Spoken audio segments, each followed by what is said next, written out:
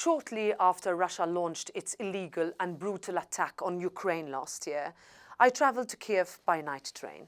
On my journey, I reflected on my days as a young woman travelling across Europe by rail, a treasured rite of passage for many Europeans.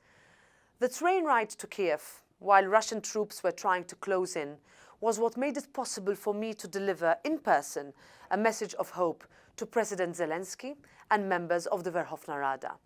It was rail transport that allowed me to reach Kiev safely.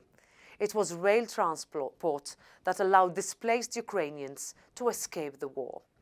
Last May, a European Parliament resolution hailed the strategic importance of rail transport in Ukraine's defense against Russia. We applauded the heroism of Ukrainian railway workers in evacuating women and children from war zones. We praised Ukrainian train services for delivering post, pension payments, medicines, and for keeping vital international trade and diplomatic links alive.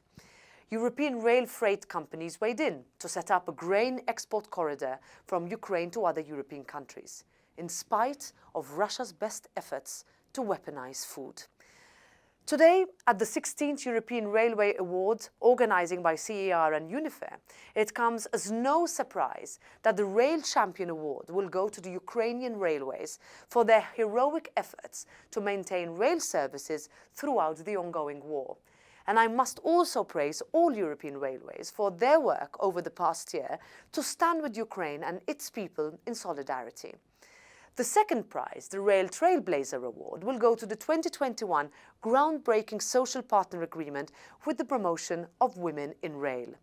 With just over 20% of women in railways at the moment, it is urgent to reward efforts to promote more gender parity in the rail sector. Since the first half of the 19th century, the spread of European railroads drove important social and economic changes. Today, rail transport continues to play a key part in our continent's development. Rail is the most sustainable and energy-efficient mode of mass passenger and freight transport. The European Union Green Deal calls for a major shift to rail, with the doubling of high-speed rail traffic by 2030 and rail freight traffic by 2050. Rail transport will play an important part in Europe's plan to become climate neutral by 2050. The huge decrease in carbon dioxide emissions from rail transport makes European railways central to our strategy for greener European mobility. European railways have a bright future ahead, and I must thank Roberta Metsola from the Community of European Railway and Infrastructure Companies and Philippe Citroën from UNIFER for this opportunity to deliver this positive message to you.